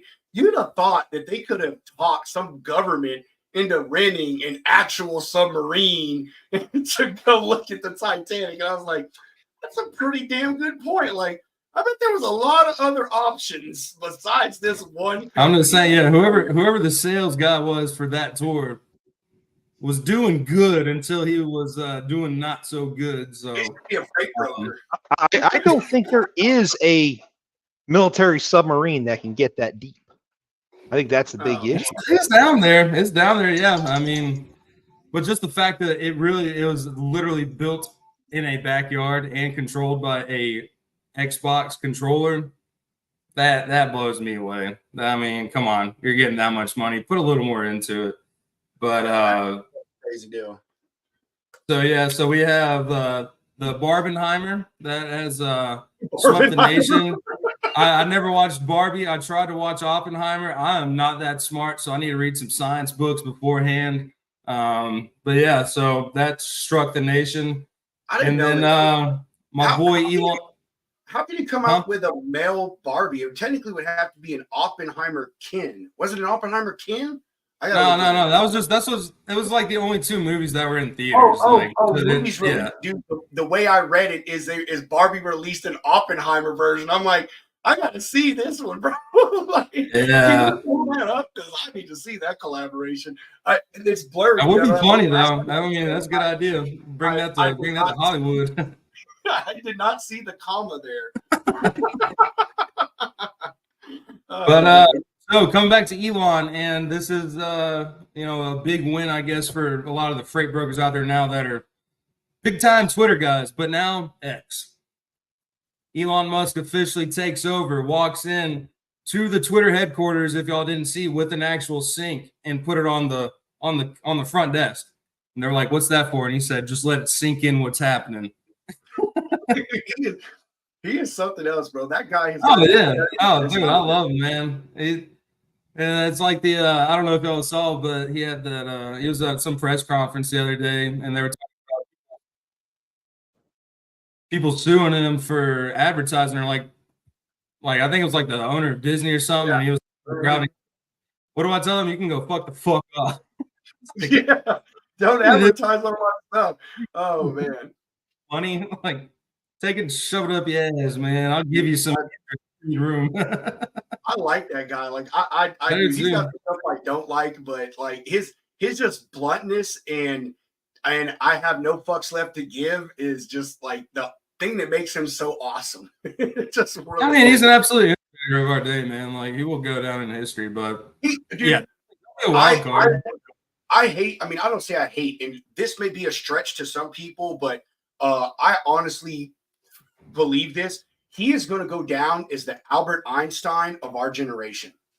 Like for real. I mean, dude, the guy, the stuff that he has done, man, you know, and the technologies. I mean, you know, yeah, look at the damn rockets that land on their own. You know, I mean, dude, people have talked about that how long, and I want to say it goes to prove something that I strongly believe in is if you want something done, you have to go to the private industry. You know what I mean? Yep. Like NASA can get it to the moon, but they can't figure out how to land it again. You know what I mean? And I just love how open he is about it. He's like, yeah, a lot of this shit does not work, but you know, you got a company like Tesla. They're the only American car company besides Ford that has never filed for bankruptcy. Yeah, ever. And I mean, shit, he just had a recall for like every single vehicle that he sold. But you know, he's got his eggs in different baskets. Like he's just trying to do something that nobody's done before. I don't know, smart guy, having fun with it. So yeah, gotta love him though. He's and he doesn't take no for an answer. He doesn't take any shit. Like, but he's willing to have a conversation. You got this man smoking marijuana on Joe Rogan's podcast for the first time. And he's like, "Yeah, this is cool." When you got the amount of zeros that guy has in his bank account, nobody gives you no for an answer, bro. Yeah, it's like, oh yeah, Elon Musk for sure. What you want to do, man? Like, yeah, right. There's a line 50 miles long of people waiting to give that guy a yes. Dude, yeah, if he came up to me and was like, "I designed a barrel that is indestructible. I'm going to send you over Niagara Falls," I'd be like, "Yeah, let's do it right now." Yeah. Because that got my life. But moving on. I hope nobody's forgotten about this because this was a very terrible thing. But the Big Island in Hawaii, Maui, did face an incredibly, I don't know, one of the wildest things I've ever seen in my lifetime. But a wildfire on an island that is caused by a hurricane took place, swept through, and absolutely devastated many lives. It was pretty sad to see that going down. So I'd like to see some structured there. And so on the next one, I think this one's late, Rob. Okay. No, what are you about to say? I'm just moving forward, man. I'm just going to say real quick, like how crazy is it? And again, like I'm a slight conspiracy theorist. I truly am. I think if you don't believe in conspiracies, then like you should question your sanity. But how crazy is it that like this thing went away so fast? As soon as they started talking about the rich having something to do with this and building the conspiracy, dude, look, overnight, gone. No coverage, no nothing, and you ain't heard a fucking peep about it since.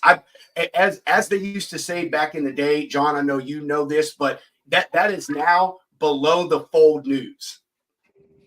Yeah. I mean, if you check it out, though, it is factual. They were trying to get the natives or, you know, whoever to sell their properties and give up, you know, their homes. And they're like, no, we're not going to do that. And so what happens? Coincidentally, boom, wildfires. But you look at the videos, man, a lot of these higher end areas on the island, untouched, unscathed. Like it's kind of funky.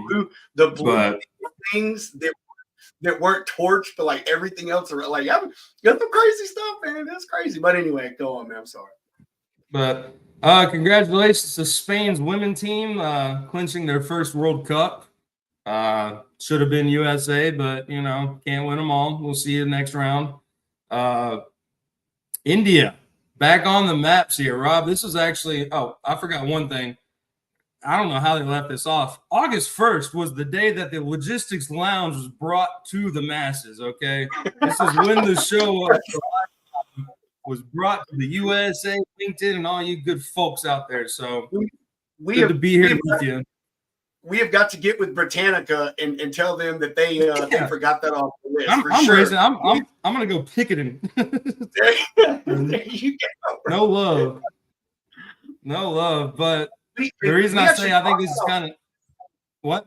Oh, sorry. I was gonna say we actually talked about this India thing, bro. That's cool. They listened. Yeah, that's what I'm saying. I swear it was like beforehand, but yeah, India was the 4th country to ever land on the moon and the first country to land on the South Pole. I was watching it live. I had no idea what was going on. So news channels step it up with some things that we want to see. I think space is neat. But yeah, congrats to them. I think the U.S. is actually planning to go back to the moon next year as well. So, Hey, talking about space, where is the thing on this timeline where the U.S. government and Mexico finally admitted that aliens are real? Where's that on this deal? Like, again, dude, like, we've known for years. We've known for years. They waited too long. What thing, man? Like, where? Because I think it happened right before this moon landing. Like, they had admitted it right before this, and then India landed on the moon. So, yeah, where is that? And like I say that because you say space is important. Like, talk about things we want to hear about, and that was just glazed over, bro. Like, it was. Yeah. Well, you want to talk about a conspiracy that I've heard? So we've only explored 5%. We've explored more of space than we have our own ocean. Okay. Yeah, we keep exploring out of the oceans, and there's people out there that's saying that aliens are actually living in the ocean, or if you haven't seen the the bigger ocean underneath the ocean. I don't know. We could just be some pests up here that got a little, hand me outs here and there, but I don't know. Aliens, yeah, dude. Like I've been on that train for a long time, but I'll keep wearing my tinfoil hat. Me too, bro. But so coming back to some more somber news, the flooding in Libya. There was actually a shit ton of flooding across the globe this year. A lot in China, a lot in the Middle East. Really doing a lot of damage, man. Just some unusually heavy rains coming in there, which, if you don't have rain for a long time, you're not going to have the soil to support it. So what's going to happen? Mudslides and flooding. So California got hit real bad too, man. Remember that for like several days, man. They got hit. There was a lot of like big natural disasters this year, dude. Tons of earthquakes, like you said, flooding. Man, there was a lot of things that happened this year all across the. Oh, there's another one on here, dude. Mother Nature is pissed off. All right, that's all I'm saying. Mother Nature is pissed. She is not happy with us. But coming to some record high temperatures. I'm gonna hold my tongue on this one. But yeah, apparently the hottest summer, which that I do remember that this summer in Tennessee, like every day was like the record temperature, like back to back. So hopefully I don't call it climate change. I call it planet Earth trying to get rid of the species that ruined it. got some oceanfront property in Tennessee. Anyway, man. I don't want to talk about this, but mass shootings getting recorded higher than ever. Bunch of Nobel Prizes getting handed out. Let's see, political shutdown. Kevin McCarthy, got booted out of there. First time in U.S. history, a speaker has been removed from office. Shortly after that, 4 days, Israel and Hamas, war begins. Hamas. Rockets in the middle of the night. Terrible thing. I will never forget that day. Man, I just hate that. I hate it. I know. Waking up that day, that was crazy, man. Because Israel and hummus, I'm messing with you. Where are my pita chips? Where are my pita chips? Man, I remember that, dude. That was. I'm not comparing it in any way, shape, or form because, I mean, no offense, I think it was a much huger disaster, but in a way, it was kind of like a mini 9/11, man. Everybody woke up. Oh, over there for sure, man. Like, dude, you know what I mean? Like, it was just like total like chaos over there, man. Everybody's waking up like, holy shit, 10 hours ago, everyone was sitting at home in Israel watching Netflix, drinking beer, and then, they wake up and, it's just a complete slaughter going on. Waking up the sirens and the Iron Curtain coming in full force, and the guys are getting raided. Like, dude, the videos that I've seen on that, it's nuts. Like, and it goes wolves in the night, dude. Yes, yeah, wolves in the night. But it goes back to talk about the doomsday clock, man. I know it happened earlier than this, but this is another one of those things, man, that man, it is like people are saying, like, we're getting close to that midnight time, dude. I mean, look at all these wars that are going on over there in Europe, man. I mean, how, not trying to jinx anything, knock on this wood, but how had the first world wars started before this? Small little conflicts between two people, one specific thing happens, and then everybody gets involved, man. So yeah, and this thing's getting way worse. I'm interested to see how this deal finally unfolds, especially with the pro Hamas side of things. You know what I mean? Like, I'm just can't believe coming into the U.S. too, man. And like, I'm not over speaking on either side, but a lot of the people that are trying to stand up for something they think's good would you would be 6 feet under within 2 minutes of stepping foot in that region at all. Like, we are the enemy. But so Russia invasion of Ukraine continues. It's kind of crazy to see how this one's really progressed. A lot of people at the get-go, they're like, yeah, sorry, Ukraine, it's over. But yeah, they've been giving them hell. I know there's a lot of conspiracies on this as well, fake videos of war and yada yada. But we just all need to get along. We're smarter than this. We're past this. Just be a keyboard warrior again if you want some. But Russia, you got so much land. Like, let's be real here. I don't think you need much more. But they need more. They need more they can use. That's the problem. They've got a shit ton of it, but they can barely use any of it. Build some big heaters or something. Melt some of that snow, I guess. Dude, but let's go for the Aussies here. Defeats India to capture their 6th title. Man, India almost had the three-peat here on good things.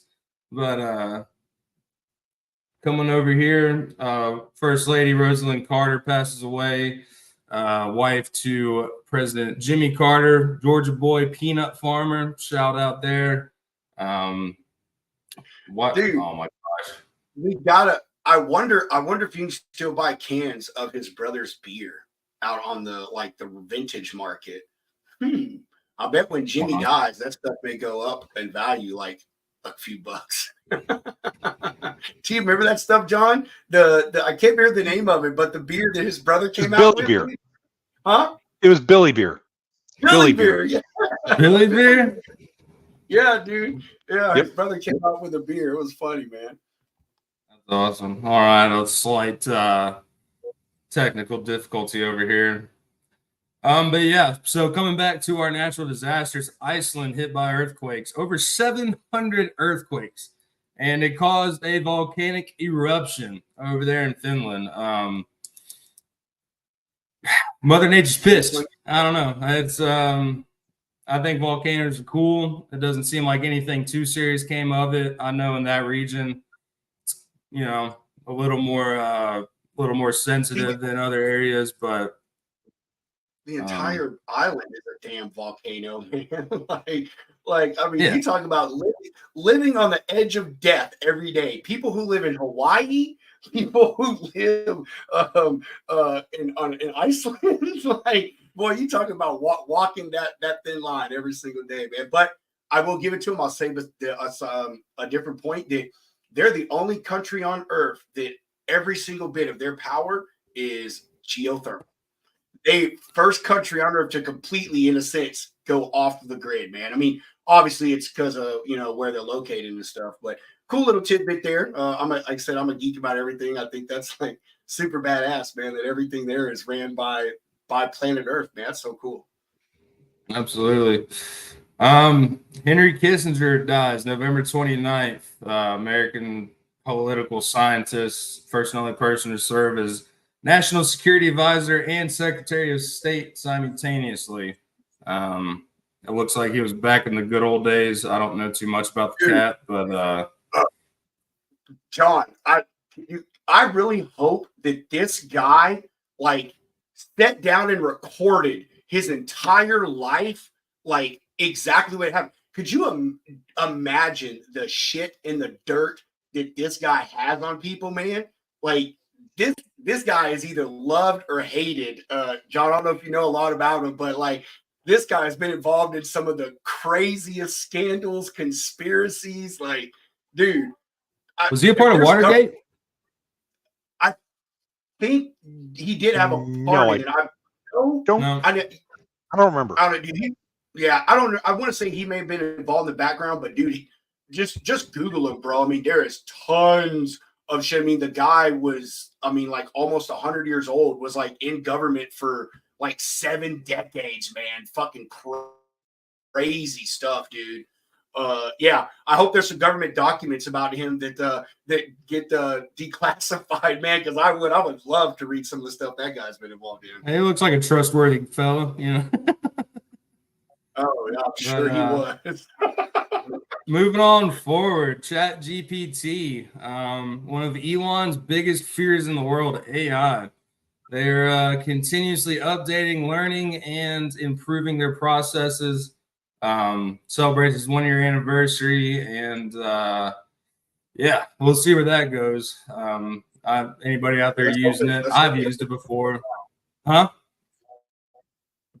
I said, let's hope it gets shut down. I'm telling you, man. I don't see how people don't see the signs here. I mean, I'm serious, bro. Again, slight conspiracy theorists, but like, I mean, have y'all not seen like Hollywood films for like the past 40 years? I mean, like, all the crazy sci-fi end of the world shit that those fake movies predicted. Like, dude, we're just closer and closer. And now I'm telling you, AI is the final step, man. The next step is iRobot, and then the final step is the Matrix. Like, I'm telling you, man. I don't see how people. Now Arnold Schwarzenegger will come back and save us. Keanu Reeves. We need Keanu Reeves, Arnold Schwarzenegger, and Will Smith. And Will Smith in their wheelchairs and walkers to come save everybody. That's it. Man, dude. And Jean-Claude Van Damme, you know, because he did Time Cop, so you know you got to throw him in there. That's sci-fi sure. too. You know, I'll throw Marty McFly in there if we need to. You know, man, I read across this crazy article, man, but it's published by the Science thing that is talking about they were actually much closer to time travel than we think. So, do with that AI stuff, man, just think, bro. Just think. Anyway. Now we just need to make an AI that hates AI so it destroys itself. Pretty simple. Take a little page out of the human book. I don't like those people, so I'm gonna go kill them. AI malware. Please hey AI, please open this email from Prince Hajibuju. He has money to give you. Oh, yeah. And then closing it out, Beyonce has a film coming out. Ooh. She's gonna take Taylor Swift down. All right, I'm glad she's doing this. And then death of Sandra O'Day, Associate Justice of the U.S. Supreme Court from 81 to 06. She was the first woman to serve in court, so RIP to her. But yeah, so that's the recap of the world, supposedly. Obviously, there's other things going on, but hopefully next year has a little bit better news in it than what we've seen, you know, in these few little slides. Man, I hope so, dude. I think 2023, man, I think it was just set to be a tumultuous year coming off of COVID.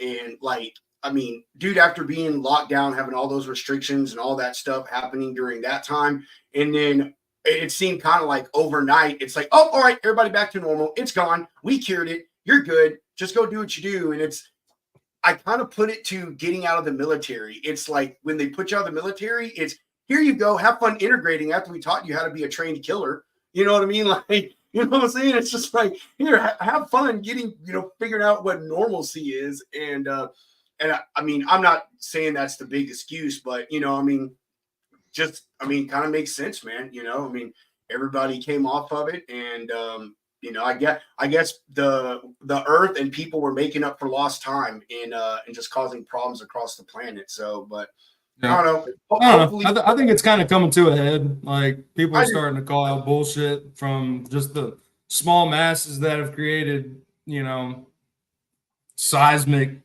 chaos out here. It's like most of us really just want to live our lives as best we can, get along. If I see in the grocery store, like, hey, how's it going? Not like, oh, you got a shirt on I don't like, so we're not friends anymore. Just seeing the kind of vehicle I drive, or like, there's a lot of assumptions out there, man. And, yeah, I and think. Go ahead, Hunter. I'm sorry. well, I was about to say, take care of Mother Nature. She is mad. She is mad. So. I agree with you on that, and I'll bounce off what you said about just living day to day, man. I think I feel that was another problem this year, man. The economy was not doing so great for COVID, and then we come out of it 2020, come out of it this year, and nothing bounced back, man. You have the housing crisis that's going on, man. The interest rates, inflation, jobless, job rates, all these things, and I mean, it caused issues, and when people get frustrated and they get angry, they can't buy things for their family, and they don't have jobs, and they can't do this and they can't do that. I mean, I think it's led to to more crime and more issues politically. Greater divide. Not just in Americans, but I think across the globe, it really has kind of been the year of the haves and the have-nots, and there's really been no in-betweens. I mean, so I don't know. I think just a lot of stuff happened this year, man, with mankind, and it aside from the weather stuff, kind of just drove everybody mad. And like I said, I feel like everybody's making up for lost time or something. I'm serious as hell, dude. Look at how much shit was crammed into 2023, man. I read another article that said that our generation, Hunter, we will have experienced at this point more world-changing and catastrophic events than any other generation in history. Like that's like fucking crazy. I'm 39, man. You know what I mean? So just think about that, dude. Any other generation, we've seen more life-changing and catastrophic events than any other generation before us, man. That's freaking crazy, dude. Yeah, it is nuts. And I mean, shit. I know, like, at least my time, from the 90s on, there's not been a day I've been alive that we have not, been in the midst of war, or, like, been through 2 depressions now, maybe going on 3, I guess. But yeah, it's nuts, man. It's nuts. It seems like, when things get going good, it's just people kind of freak out and they're like, all right, this is too good. We got to change something. And then it just boom. Something gets fucked. So I agree. John, do you have any recaps you want to touch on, man? Like, I know you kind of just sat here the last half just kind of listening to us bullshit and laughing at how stupid Hunter and I can be sometimes. But do you have anything you want to bring up, man? I memean, anything that's happened in our industry that we didn't highlight, or any things that you can think of from Hunter's side of stuff that wasn't brought up that you want to talk about before we end the show here soon? I think you hit all the big ones. For me personally, my big thing is always the double brokering. We've seen double brokering growing by an exponential level over the course of the last few years. This year has been particularly damaging, where we've evolved from the skim off the top double brokering method, which is what we were all accustomed to until about January of this year. And now you're seeing the too good to be true double brokering method, which is just completely screwing everybody, all the way to the point where these scammers are now not just impersonating brokers and carriers, now they're impersonating shippers. We're coming across that. This is it's a nightmare of a problem. I'll tell you, the one change I'd like to see more than anything else right now is I want to see FMCSA stop granting authorities 6 months. You just put a stop to it. Let these things die off. Let the market come back into balance, and I think this will be a much better industry for it. Good luck convincing anybody at FMCSA to do that. As long as there's a dollar to give them, it seems like they'll just say yes to anything. But Yeah, I mean, you can see it on the brokerage side. Like, a lot of people are stepping down, and things are somewhat, I guess, leveling out. But with all these double brokers, and to your point, John, the fake shippers out there, I've seen like fake purchasers out there before. And there's just no end to it, and it's through the Better Business Bureau and everything, like, everything checks out, credit score's good, yada yada, and boom, disappeared. And it's nuts. I'm seeing a lot of people up Shit's Creek. They don't stop. I don't. Yeah, it's don't going to stop. be quite a while, and you would figure, getting back to the AI thing, you would figure with the rollout of that and the endless amount of money our government always seems to fucking have, that they could find a way to to put in algorithms or use AI to help consistently scan the database for the stuff that are red flags for like brokers. You know what I mean, dude? This guy's got 15 trucks, he's been in business 2 years, and he's not had a single inspection. Yeah, that can kind of be believable, but in a way you're like, or hey, these guys are at 13 months and they've not had an internal audit yet. Like honestly, I think that they talk about manpower. I think if they really just put together a badass tech team and, like I said, threw together some algorithms, as much as I hate it, but implemented some AI in some of their databases, comb through the data and, pull out things that just don't look right. You know what I mean? And I would even go a step further with this. Hire subcontractors like they do for every freaking thing else they do in the government. People like you, John. People like Rob. All these folks, dude. I mean, seriously, that know what they're doing. That they could send you a stack of files and say, "Hey, these things were pinged in the database. Go check these out for us." Whatever, so have you. So, yeah, it's crazy that to me, I just spit that off the top of my head, but. I mean, look right there. That there's an easy start of a solution that could be implemented in a very short course of time. And they're sort of talking about funding and manpower and setting up hotlines, and you know what I mean. It's like, what good does any of that do? They literally just come out and do press releases. That's what it is. It's just a string of press releases the government does it for everything. We'll touch on it. Say some key points, say we're going to do this, shut the people up, and then we'll just reapproach another 6 months, make up some new lies. You know what I mean? Like, it's just the continuous string of things, man. So I don't know, fingers crossed that something gets done with it, push more towards it next year. But like John and I agreed on, I really think it'll be 2025, man, after, the elections have gone through and stuff like that, where they really start touching on it, man. Yeah, I don't know. I don't know if they can beat it at this point. It's like a cancer. It's permeated so far through the industry. I think it's here to stay, which is good news for me because it means I've got steady work. But that's neither here nor there.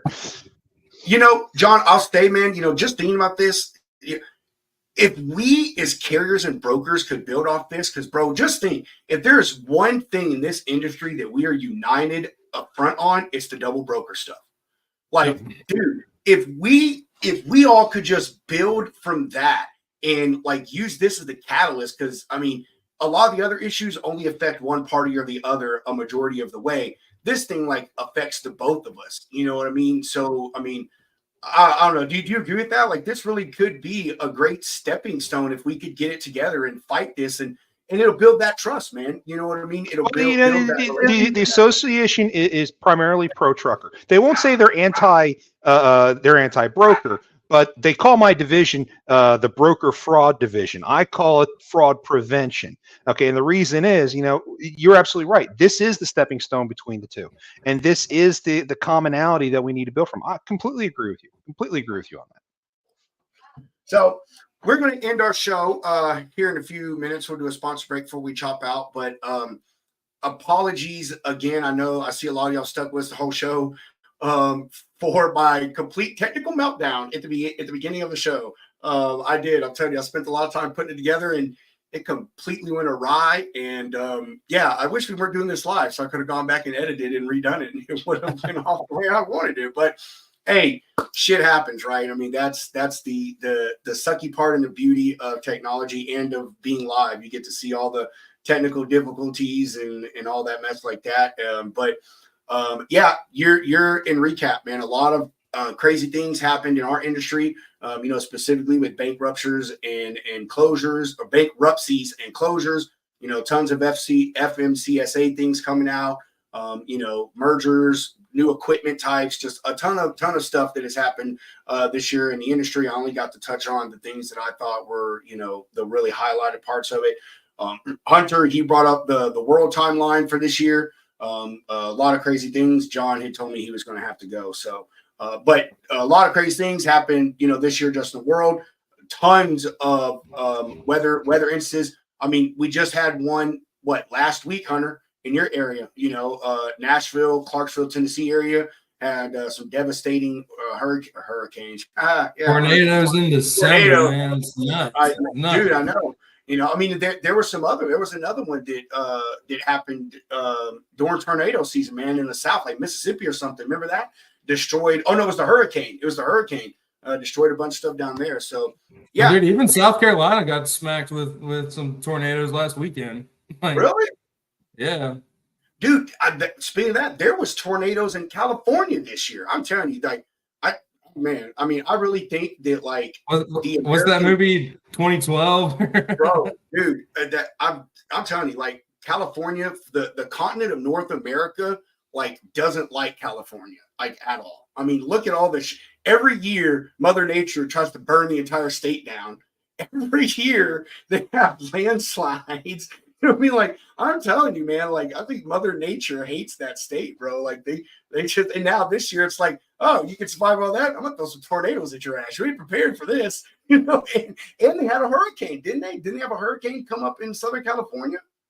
Yeah, I think it was the same one that, like, kind of rolled through Hawaii there.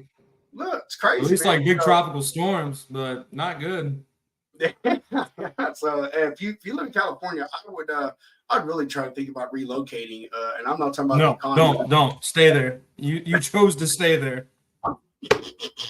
Don't bring your shit here anymore. That's all I'm saying. I take back my comment. You're right. Stay there. See if you can win that battle. I agree. Go to New York.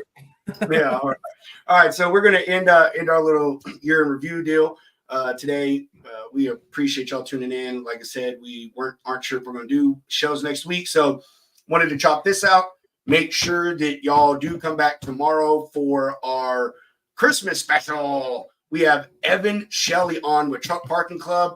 Man, we are so freaking excited about this one. I wish I'm going to get with John and see if maybe he or someone else could come on that's a carrier to talk with Evan. But parking, humongous issue. Truck Parking Club is really trying to help solve that problem.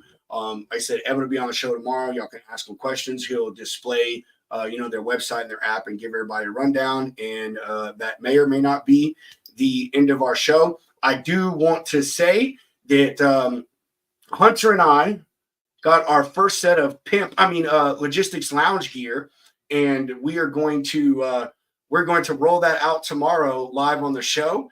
And if we get some good feedback, which so far we have, Hunter and I, we love the way it looks, the quality of it. We're going to get the shop up and running, and it's nothing for us to make money off of. It's just another way for us to advertise. It really is. I think Hunter set the margins at like 5%, like just to like cover stupid fees or something like that. So we'll be debuting our gear on the show tomorrow and just having a good old time. So tomorrow, again, I know you're going to be sitting there in the last part of your day, just fucking around on social media saying, man, I really need something to do. Facebook is boring. Why don't you come hang out with Hunter, I, and Evan, and just chill, drink a beer, drink some spiked hot cocoa, some eggnog, whatever you want. Curl up by your digital fire on your computer screen or your real fire if you're at home, and just hang out with us in the lounge. The show may go for an hour, 2, 4, 5. Hey, who knows how long we may stay up. Lauren, I bet we better see you in the show tomorrow. Lauren, if you're not watching the show, I'm taking you off my carrier distribution list, Lauren. I'm playing. Lauren just sent me a bunch of information to add her to my carrier distribution list. So anyway, we'll go ahead and do our final sponsor break, and then we will chunk the deuces, and we will see everybody tomorrow at 4 p.m. As you see, Shoreline Capital, they take care of factoring for all industries, but for purposes of this show, we are mainly focusing on the broker and the carrier. Small family-owned business. Clint has 2 decades in the banking industry, so the guy knows his stuff when it comes to financial things. Really wants to be a partner with you. And one of the most important things that I've not highlighted yet is Clint's entire business model revolves around you not being his customer forever. He wants to help you guys understand how capital and money and financing and funding and all these things work for you to get out there on your own and be able to support your business, and not have to depend on someone else to collect on your invoices.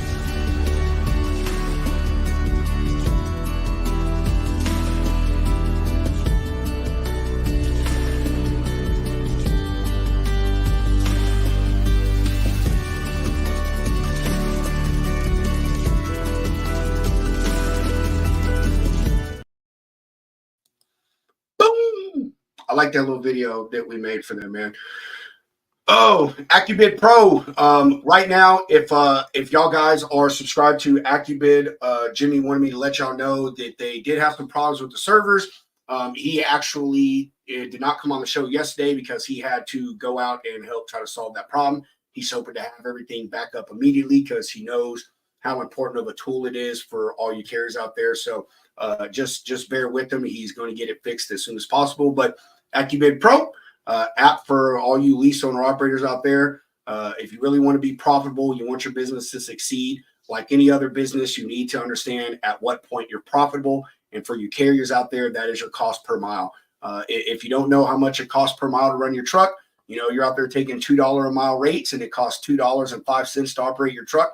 I mean, you're losing money right off the top. So extremely important tool. I highly recommend that you go download the app. First month is free while he's a sponsor on the Logistics Lounge. And then after that, it is just $19.99 a month, which I think is a very small fee for all that this app does. Don't be a victim of cheap freight anymore. Take back control. These are turbulent times for the transportation industry, with companies merging or even closing their doors. Whether you're going out on your own or leasing on with a new company, know your operating costs. Look out for you and bid better with AccuBid Pro. Hunter, you got anything you want to say before I make this last announcement that I forgot 2 minutes ago? No, thank you all for joining. As always, we will see you tomorrow. Yes, we will. And I want to say, just in case this is tomorrow's our last show and I forget, we got some amazing things coming up next year. Hunter and I are in talks with some people to help us do some merch together, collaborations. We're talking to other shows about coming on and doing some recordings with them. We got some really great guests. Matter of fact, our first guest of the year is going to be Dan the Man Deegan. If you're on LinkedIn, you don't know who Dan Deegan is, I highly recommend you go follow him. He'll be on our show, first guest of the year. Like I said, just got some amazing things coming up. As I said in the Tech Tuesday video, we're just in a constant endeavor to improve our content, think of new ways to put that content out there, keep you guys and gals engaged, and continue growing this thing. And our groups are really growing. I mean, we've amassed almost 500 or 450 followers so far on LinkedIn. Doesn't sound like a lot, but the group's been up for like 3 or 4 weeks. Facebook is growing, the YouTube is growing, our views during and after the show are growing. So we just appreciate everybody. Hunter and I really try our hardest with this. You can tell we're still not professionals. This is just something that we just like doing, and it's fun. And we're just going to continue to do it until it's not fun anymore. And we just appreciate all of y'all being lounge lizards. Katie, we're just going to continue to throw you love for coining that term, lounge lizard. So we appreciate all you lounge lizards. With that, we will chunk the deuces, and we will see you guys and gals tomorrow at 4 p.m. Central with Hunter, myself, and Evan Shelley from Truck Parking Club.